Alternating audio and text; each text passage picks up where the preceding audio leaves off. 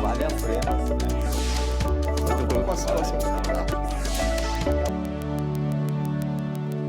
Olá, programa em discussão especial está no ar. Depois de um dia de trabalho ou quando você chega da escola, por exemplo, você chega em casa e assiste TV ou liga logo na internet para ver um vídeo.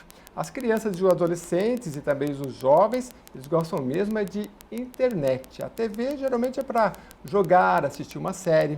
E é neste cenário que o Instituto Palavra Aberta vem atuando. Eles lançaram no início deste ano de 2019 o Educamídia. O objetivo é fazer com que as crianças e os adolescentes consumam informação de forma segura e responsável. Por isso eu vou conversar com a Mariana Ox, ela é coordenadora do Educamídia, e a Patrícia Blanco. A Patrícia é presidente do Instituto Palavra Aberta. Vou começar com a Patrícia. Obrigado pela sua presença. Eu que agradeço a oportunidade. De ambas. Patrícia, vamos falar primeiro, antes de entrar no programa, eu queria entender o que é o Palavra Aberta. O Palavra Aberta é uma entidade que nasceu há quase 10 anos atrás, em fevereiro de 2010, com o objetivo de promover e defender a liberdade de expressão. É uma entidade sem fins lucrativos e que vem trabalhando muito essa discussão sobre as mudanças no ambiente informacional e como a liberdade de expressão ela se ampliou, principalmente por conta do advento das redes sociais, da internet, da tecnologia. E foi então que nós, pensando nisso, de que forma o exercício da liberdade de expressão se tornou ainda mais uma dificuldade ou ainda mais um desafio, como instruir crianças e adolescentes para que eles possam exercer essa liberdade de forma ética e responsável. Muito interessante. Então, a ONG é uma ONG, né? É uma ONG. Sim. Ela é voltada para a área educacional, é isso? Ela é um centro de estudos no qual a gente desenvolve pesquisas, estudos acadêmicos, publicações, eventos. A gente trabalha muito com as questões de advocacy, trabalhando com relação à liberdade de expressão, de imprensa, o direito à informação, o livre acesso a informações públicas, quer dizer, todo esse contexto de liberdades. E a gente tem também esse braço agora de educação, que é voltado para a educação midiática de jovens e adolescentes, crianças e jovens. Muito legal. E o projeto, o Educamídia, ele começou em junho deste ano, de 2019. Isso, ele foi lançado, a plataforma do Educamídia, que é o educamídia.org.br, foi lançado no dia 12 de junho deste ano. Mas o programa de educação midiática do Palavra Aberta começou já em março do ano passado, quando nós iniciamos o projeto para estudar qual era a importância desse tema para a sociedade conectada. Então, o Palavra Aberta começou o trabalho reunindo especialistas, discutindo questões de políticas públicas, como levar a educação midiática efetivamente para a sala de aula, trabalhando com os poderes constituídos, para que a gente pudesse, então, chegar mesmo para o aluno, que hoje consome informação na palma da mão. Então, como que a gente atua para fazer com que essa criança, esse adolescente que está cada dia mais novo consumindo essa informação, possa ter um ambiente seguro na internet para que ele atue de forma responsável. E aí vocês foram atrás dos especialistas, e aí que entrou a Patrícia, aliás, a Mariana, que é a coordenadora do Educamídia. Exatamente. E aí eu vou já passar para a Mariana. Mariana, você tem uma certificação que é do Google, você trabalha nesse ambiente, uma das especialistas maiores do Brasil. E como é que foi essa conversa com o Instituto? Quem conheceu quem? Como é que vocês se aproximaram?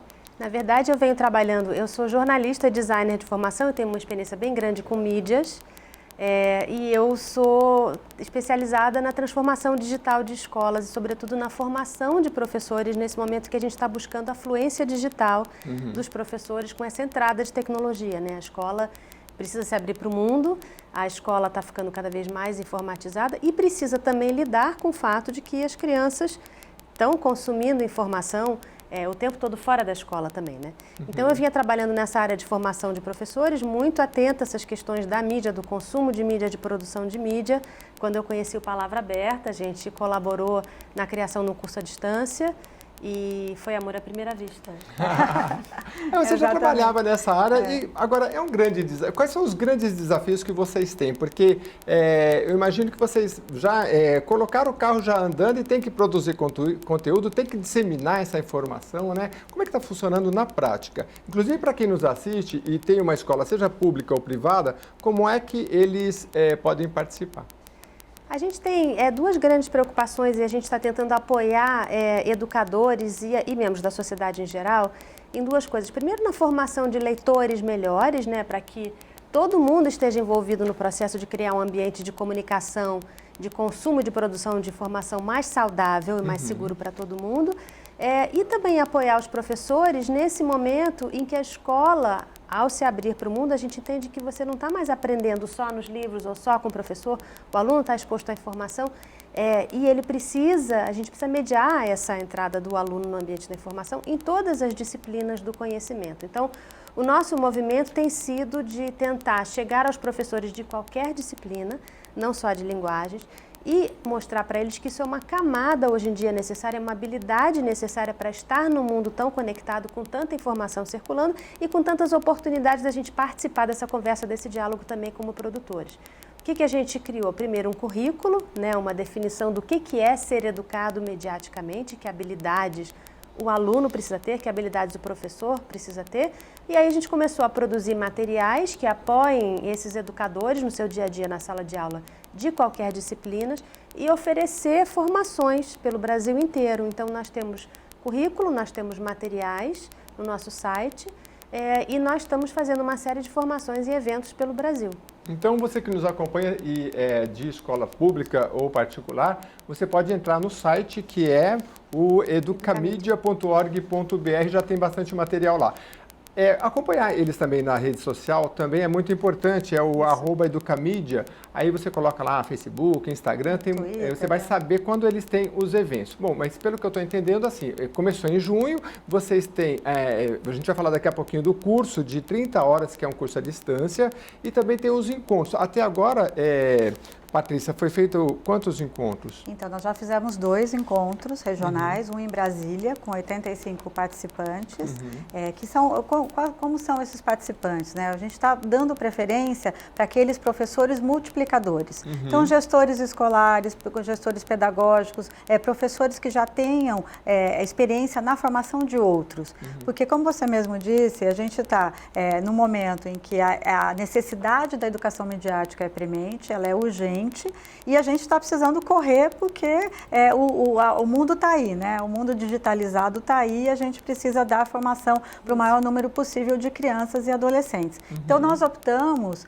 por buscar o professor. O professor é, por si só, um multiplicador. Ele fala com 30, 40, 60 alunos por dia, então ele levar isso, ser a peça-chave nesse processo de disseminação do conteúdo da educação midiática é fundamental.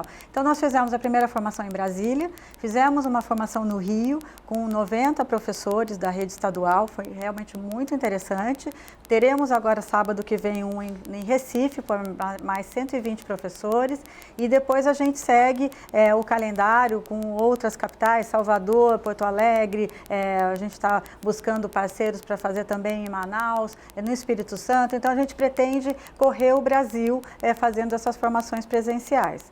E esse curso de 30 horas que eu li, que vocês estão fazendo, isso é o quê? Isso também é uma formação.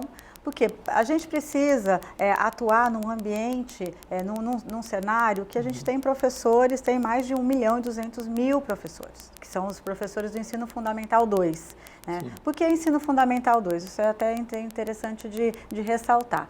No ano passado, com a homologação da Base Nacional Comum Curricular, houve a inclusão dentro da língua portuguesa do campo jornalístico-midiático, que abre a possibilidade, uma oportunidade única para a gente levar a educação midiática da forma como a gente acredita, que é o ler, o escrever e o participar. Mas também na BNCC houve também, existe espaço para a gente tratar da educação midiática em outras 5 competências da base e de forma transversal. Porque nós acreditamos que a educação midiática ela não precisa estar fechada dentro da caixinha de linguagens ou de língua portuguesa. Ela pode ser tratada em qualquer disciplina. Então, por exemplo, a gente tem casos de professores de geografia que dão aulas fantásticas com ferramentas de educação midiática, de química, de física, de biologia. Quer dizer, hoje, por exemplo, discutir questões de desinformação na área de vacinas é uma questão que transpassa a língua portuguesa. coisas. Ela passa por uma questão de biologia, o terraplanismo, por exemplo, de geografia. Então, é possível você tratar. Então, para atingir o maior número possível de professores, nós fizemos uma parceria o ano passado com a Fundação Vanzolini, e foi então que nós tivemos a participação e conheci a Mariana, e a gente fez então esse curso, que é um curso livre de 30 horas, qualquer pessoa pode fazer, é gratuito. A gente acabou de abrir a segunda turma, a primeira turma foram 4 mil inscritos, a gente abriu a segunda turma agora dia 1º de outubro, então o curso está aberto. Para acessar é só entrar no educamidia.org.br, e é um curso que fala da BNCC e do campo jornalístico midiático, então é a nossa porta de entrada para o Fundamental 2. Muito interessante. Bom, eu vou mostrar para vocês aqui, enquanto vocês comentam, a gente acha que consegue colocar na tela esse círculo aqui que vocês demonstram bem direitinho como é que está formatado esse trabalho. Então, nós temos lá aqui o campo do ler, bem no centro, ler, escrever e participar, essa é a base. Ali em laranja, autoexpressão e influência digital. O que é isso, Patrícia? Mariana, fala um pouquinho. Tá bom. Isso aqui é a base do nosso currículo, né? Porque no que a gente entende que cada vez mais o nosso conhecimento é construído a partir não só da interação com professores e livros, mas com tudo que a gente vê e absorve na mídia, com anúncios, com cartazes, com filmes que a gente assiste, com games. Todas essas coisas são mensagens. E a gente precisa que as crianças entendam que essas mensagens têm autores, têm intenção, têm um propósito, pode ser de vender, pode ser de convencer, pode ser informativo, pode ser opinião. Então é importante saber fazer leitura crítica dessas coisas que não estão só na escola, né, às quais a gente está exposto o tempo todo. Esse é o eixo, e saber encontrar informação, entender como funciona uma busca, como é que a gente faz uma busca adequadamente. Esse é o eixo da leitura. O eixo do escrever é a possibilidade de autoexpressão, saber mobilizar as ferramentas que a gente tem hoje em dia tão acessíveis para se expressar, publicar, mas fazer isso com responsabilidade, né, com ética e promovendo o discurso não violento, a comunicação saudável, cuidando para não disseminar desinformação. Então, esse é o eixo do nosso currículo e, embora exista esse campo jornalístico midiático dentro da língua portuguesa, que para nós é uma grande oportunidade, né? O curso EAD é uma introdução a esse campo, explica bem direitinho o que é esse campo, então ele é bem interessante. A gente usa esse círculo aqui, essa mandala que a gente chama, para fazer com que todos os professores de qualquer disciplina possam se reconhecer ali dentro nas suas atividades cotidianas, quer dizer, não precisa ser uma disciplina à parte. Eu vou te dar um exemplo bem concreto, ou dois, por exemplo. Então, um professor de matemática tem o hábito de ensinar como que a gente faz um gráfico, por exemplo, né? Mas a gente vai um pouquinho além ao entender que todo gráfico tem um autor, todo gráfico está contando uma história e, portanto, ele faz um recorte da informação, ele poderia ter sido feito de uma outra forma. O que a gente está lendo naquele gráfico, o que a gente não está lendo naquele gráfico. Então, esse é um outro plano de leitura, além do conteúdo da matemática. Um professor de história, por exemplo, ou de geografia, que vai falar sobre a questão dos refugiados, ele pode trazer como texto, não só o texto de um livro didático, ele pode trazer uma notícia de jornal e entender se aquilo tem um ponto de vista contra ou a favor. Ele pode trazer um filme da Unesco, um desenho animado e entender que técnicas estão sendo usadas ali para causar emoções. Então, ele pode ver um infográfico sobre fluxo de refugiados e isso traz um outro tipo de informação. Então, saber reconhecer esses tipos todos de informação e nos ver ali como leitores críticos e saber manipular também essas linguagens como autores é uma possibilidade que todos os professores podem usar nas suas aulas. É extraordinário, né, Patrícia? Porque eu acho assim, nesse campo todos nós temos que aprender, professores, jornalistas, alunos e de todas as idades, porque se por um lado o professor às vezes ele pode se ver ali dando um conteúdo e o aluno puxa ali do Google, né? E uma informação, mas não é essa data, professora, não é assim, ele vai confrontar. Talvez seja até a oportunidade dele falar, mas qual a fonte? Ele vai colocando essas questões.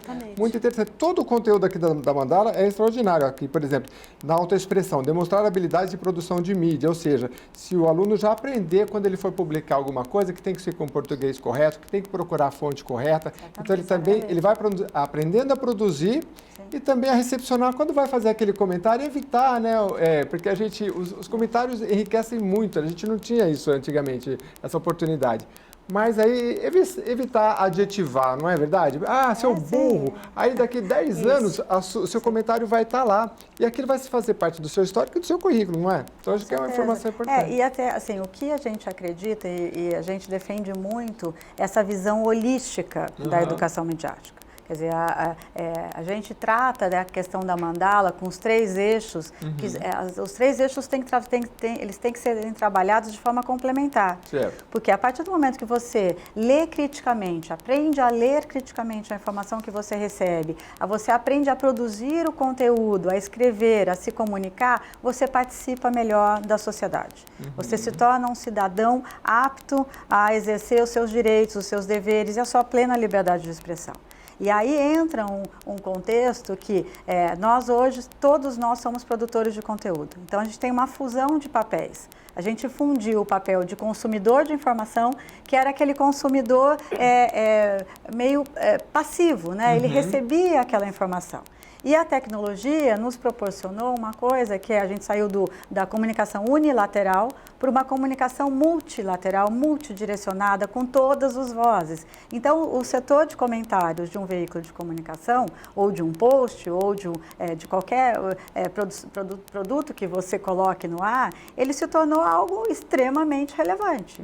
Mas às vezes é usado... Relevante e usado até de forma errada, né? Isso que eu ia falar, a questão da responsabilidade, não é, Mariana? Por exemplo, de você colocar uma informação e, com o passar do tempo, aquela informação vai ficar lá. Se você xingou alguém, vai ficar lá, talvez não seja retirado, né? Eu vi um vídeo, por exemplo, de uma especialista dizendo que você tem... Todo mundo hoje tem...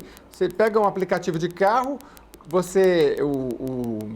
o motorista, ele faz uma pontuação, você faz dele e ele faz de você, né? Então ela falava que no futuro, provavelmente, a gente vai ter classificações que vão servir para, além do nosso, esse cara é um bom motorista, mas ele é um bom marceneiro, tá? Mas ele vai ter outras classificações em outros campos, aquilo vai ser meio que um currículo da gente. Uma moeda, né? Uma moeda. Tem algumas sociedades, eu acho que na Ásia tem alguns países que estão experimentando com esse tipo de coisa, assim, com um crédito, digamos, social, que você tem ao interagir. E você acha que existe uma inocência por parte dessa nova geração dos comentários, se coloca qualquer coisa, em qualquer conteúdo, de qualquer jeito, em qualquer lugar? Que bom que você usou essa palavra, porque existe uma inocência, eles são muito consumidores de entretenimento e de informação. Essa geração que se convencionou chamar de nativos digitais, né? Mas essa expressão nativos digitais, que já está em uso há mais de 10 anos, eu acho que talvez uns 15 anos, ela vem prestando, na verdade, um desserviço para a gente, porque é quase como se a gente dissesse, eles já nascem sabendo, a gente não precisa ensinar. Mas tem estudos que mostram, inclusive, que o fato deles saberem se virar e usar os aplicativos do ambiente digital não significa que eles sabem se colocar criticamente, avaliar o seu próprio comportamento e o dos outros, avaliar a qualidade do que eles estão lendo, descobrindo. Ética, tudo isso são bases, né? Então, e até a própria segurança, né? De segurança. Então, tem um grupo de pesquisa de Stanford que cunhou uma expressão nova para substituir essa de nativos digitais, que é justamente inocentes digitais, né? Então, a gente precisa tomar cuidado e mediar essa relação deles de entender, por exemplo, a questão da pegada do seu rastro digital, né? O que você está deixando ali como imagem, como registro, quando você se movimenta, né? O que você está trazendo para a mesa em termos de informação? Porque também tem essa coisa, a busca é tão fácil, a informação está tão acessível, mas nem toda ela é da mesma qualidade, nem toda ela tem a mesma intenção. Então, a nossa responsabilidade, por exemplo, em não propagar desinformação é imensa. E a gente só vai conseguir tratar disso adequadamente quando a gente conseguir formar leitores melhores, que consigam entender o que está chegando até eles. E a questão crítica também, né, Patrícia? E até entender o seu papel. Porque quando nós todos curtimos, compartilhamos uma informação, quando a gente chega lá uma foto do gatinho bonitinho, você vai lá e curte, você está endossando aquele conteúdo. Quando a gente replica um conteúdo, quando a gente compartilha um conteúdo, seja no Facebook, seja no Twitter, seja no Instagram ou mesmo no grupo de WhatsApp, nós estamos validando aquele conteúdo. Então, esse processo de entender o seu papel no contexto, ele é muito importante. Porque quando, por exemplo, nós vamos lá e eu brinco, né? Quando eu lembro aquela frase que tinha, vou xingar muito no Twitter, Quer dizer, era uma frase que, né, que ficou, e aí você perde um pouco a noção da sua responsabilidade. Será que eu estou exercendo corretamente a minha liberdade de expressão ao xingar muito, ao adjetivar num comentário, criticando ou incitando a violência? Interessante, porque né? é a questão da responsabilidade. Quando essa responsabilidade da informação era mais restrita a grandes meios de comunicação, a gente sempre cobrava a responsabilidade desse jornal, dessa TV que deu essa informação. E agora a gente também está publicando, a gente também é responsável pelo que a gente fala, né? E Isso é tem bem uma interessante. coisa muito séria, porque quando a informação era filtrada pelos veículos de comunicação ou pelos editores que tinham os meios, né, financeiramente e técnicos de fazer essa informação chegar até nós, ela estava vindo de pessoas que tinham inclusive uma responsabilidade jurídica quanto àquela informação. Sim. Se ela for falsa... Hoje é tão pulverizado, não que não se possa responsabilizar, mas dá. Eu queria chamar a atenção, por exemplo, para a questão dos influenciadores, porque é o seguinte, eu vi um vídeo outros dias que um desses influenciadores do YouTube, ele bebia bebida alcoólica e bebia, todo lugar que ele vai ele bebe, e assim. E depois ele deu uma entrevista e falou, não, na verdade, eu não gosto de bebida, mas nos vídeos dele ele bebe, ou seja, ele está influenciando adolescentes e crianças, porque ele acha que aquilo sobe o número de visualizações, então ele bebe, ele fala aquilo, só que na verdade ele não bebe. Como é que você leva essa questão crítica primeiro para professores e para que eles possam saber passar esse conteúdo de uma forma para os alunos, para que eles entendam que, olha, nem sempre o que você está vendo ali é a expressão da realidade. Na verdade, o que a gente incentiva em qualquer contato com a informação, seja ao consumir, ao produzir, que a gente pause para fazer uma leitura crítica, não só daquela informação, mas do contexto no qual ela está inserida. Eu, por exemplo, já me perguntaria, será que ele está sendo patrocinado por alguma marca de bebida? Pois né? Então, é importante que as crianças saibam olhar aquilo e entender se aquilo, se ele está sendo mercantilizado, né? Se aquilo tem anúncio, se aquilo tem patrocinador, se aquilo é uma opinião, se aquilo é uma informação e se é uma informação de quem que ela vem, porque a primeira pergunta, então a gente tem um protocolo de leitura que são algumas perguntas que a gente precisa se fazer ao ter contato com uma informação. Quem é o autor? De onde que vem aquela informação? Qual é o seu propósito para que ela foi criada? Qual é o contexto maior na qual ela se insere? Qual é o contexto econômico? Tem alguém que pode se beneficiar com aquilo economicamente? E por aí vai, né? Até o próprio influenciador, que está sendo monetizado por conta das visualizações e produzindo um conteúdo que é dentro do contexto de liberdade de expressão, liberdade artística, sendo um indutor de um consumo demasiado de bebida alcoólica, por exemplo. Ninguém está querendo aqui restringir a liberdade dele de criar ou de se expressar, mas ao fazer isso ele tem que saber corretamente para quem ele está direcionando, quer dizer, a comunicação dele é direcionada para quem? Tem todos os alertas por exemplo, ele bebe, então tem todos os alertas necessários para dizer que este conteúdo não é destinado para o público infanto-juvenil, ele segue os padrões éticos de comunicação, então ele pode ser responsabilizado? Pode. Então, acho que até nessa produção de conteúdo, e a gente sempre fala, né, no Palavra Aberta, nós defendemos a liberdade de expressão. E a gente defende essa liberdade de uma forma muito, muito ampla, né, no qual a gente acredita que a liberdade de expressão ela tem os limites colocados pela Constituição, e que são limites muito amplos, mas que ela tem consequências. Então, ela tem também, a pessoa que excede essa liberdade de criação, ela tem que ser responsabilizada, né, por esse excesso. Exatamente. O programa Em Discussão Especial está tratando aqui do projeto Educamídia, que é do Instituto Palavra Aberta. E se você tem curiosidade, principalmente você que é educador, entra lá no blog deles. Eu já dei o endereço do educamídia.org.br. O blog é esse endereço também, não? E ali tem toda a informação, tem todas né? As informações, exatamente. Eles estão fazendo, tem um curso online de 30 horas, é gratuito, está lá no blog para você acompanhar. É direcionado principalmente para educadores e multiplicadores, geralmente na rede pública estadual aqui do Estado de São Paulo, por exemplo, tem professores pedagógicos, né? Sim, não é coordenadores pedagógicos, Isso. começam com esses, mas assim, você entra lá, tem acho que uma prova, né? Tem na verdade é um formulário que ele tem que preencher e aí a gente, em havendo vagas, nós gostaríamos de fazer formações para todos, porque, como eu disse inicialmente, é uma necessidade urgente. Mas sobre São Paulo, eu queria ressaltar que nós fizemos uma parceria com a Secretaria de Estado de Educação e nesse novo Inova Educação que a Secretaria está lançando, que vai entrar em vigor a partir de fevereiro de 2020, nós teremos lá uma eletiva de educação midiática.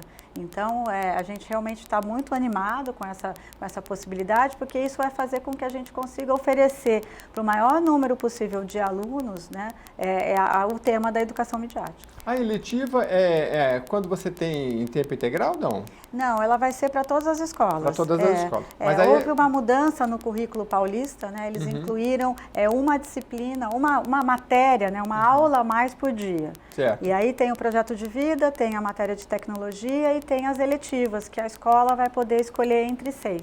No cardápio de 6 ela vai poder... E uma delas é essa uma delas é educação midiática. Educação midiática. Educação midiática, né? Muito legal. Então tá aí. É bom se preparar, porque aí 2020 já está aí, a gente já está praticamente encerrando o ano, estamos gravando esse programa no final de 2019, mas você já se prepara, principalmente se você é educador e tem interesse. Eu acho muito legal porque eu acredito que o professor em sala de aula, muitas vezes, se ele não está habituado, ele se sente um pouco impotente, né? Quando se depara com um tema que alguém tira um celular e dá uma informação. Então, vocês trabalham todos esses campos aqui de ler, escrever, participar, e aí a autoexpressão, tanto de quem produz o conteúdo, quem está recebendo. Isso é muito importante para o professor e também para o aluno. Eu queria saber um pouquinho mais, para quem tem curiosidade, não é o seminário, é a formação. Como é que é na prática? É um dia e que conteúdo que vocês dão? Assim? Acho que a Mariana pode ajudar mais. A gente estende esse convite à formação, é muito importante a gente dizer que não é só para professores de sala de aula, porque como a gente entende isso como uma habilidade necessária, como uma camada que toda escola tem que praticar, é importante que os coordenadores, que os gestores escolares entendam isso, abram espaço para isso, apoiem os professores nessa construção, que os professores se apropriem dos conteúdos, que os bibliotecários, que afinal de contas são as pessoas que lidam com a construção do conhecimento, com a informação, estejam presentes. Então a gente convida as pessoas para um dia inteiro de formação. Em alguns modelos a gente tem uma formação, um componente online antes, onde a gente já começa a discutir alguns textos. E no dia do nosso encontro, nós fazemos uma série de coisas, a gente começa com apresentações, a gente discute um pouco o que é esse tema, como que ele entra na prática, como que é essa prática de educação midiática no dia a dia. A gente demonstra algumas aulas, por exemplo, como a gente faria uma aula sobre fake news. A gente tem já uma rede de facilitadores, são professores que a gente formou para nos apoiar nessas formações pelo Brasil inteiro, são professores de várias regiões do Brasil. Então, eles também oferecem oficinas que dão exemplos muito concretos e muito práticos de como que a gente pode trazer isso para o dia a dia dentro de várias disciplinas. E, no fim, a gente sempre tenta começar a apoiar o professor na construção de ideias e de planos de aula que ele pode levar para a sua própria prática. É uma transformação constante, né? Isso. Eu fico pensando assim, por exemplo, esses dias eu passei no WhatsApp um link da Khan Academy, que eu acho sensacional, porque eles têm conteúdo muito... Porque, eu não vou falar nem quem, mas um parente próximo, né, adolescente, a mãe falou assim para, não está indo bem de matemática, então já mandei aquilo ali para ver se, olha, tem muito conteúdo aqui, agora é uma transformação constante, porque hoje conteúdo tem muito, né, e principalmente de matemática, a Khan Academy tem muito, é só você entrar lá no site e olhar, mas como é que a gente vai gerir isso? Como é que o professor vai trabalhar com isso? Olha, estuda em casa e aqui você tira a dúvida, a gente está passando por esse processo, a Khan, por exemplo, a base dela é essa, de fornecer conteúdo e o espaço da escola, ele fica mais para o professor ser um pouco desse curador, né? De distribuir essa informação e aprender e ensinar como isso pode ser feito. Bom, eu tenho só 20 segundos para terminar, a conversa passou tão rápida, mas vamos colocar de novo aí o blog e o endereço para que você que nos acompanha, principalmente você educador e pais também, porque acho que vocês vão chegar lá, né? Depois, vamos né? chegar lá. Tem uma fase com professores. Tem uma fase com professor, depois a gente segue para pais e a sociedade como um todo. Então aproveita, segue a gente no YouTube, nas redes sociais e eles também, @educamídia, lá tem toda a informação, não dá para esgotar todo esse assunto aqui em 30 minutos, mas eu agradeço muito a participação de vocês e já estão convidadas para o próximo programa. A gente vai trazer eles aqui só para falar do Palavra Aberta, um programa inteiro, para a gente entender melhor como funciona a UNIC. Muito obrigado. Obrigada. Muito obrigada. E até a próxima. Obrigada pela você oportunidade. Que nos acompanhou. E a você que nos acompanhou até aqui, obrigado. Mande o seu tema aí pela internet, que conforme você manda, a gente repercute aqui. Até o próximo programa.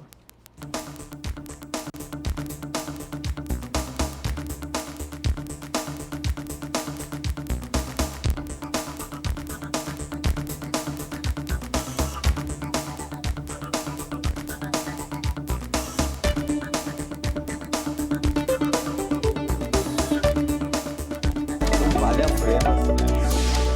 Muito bom.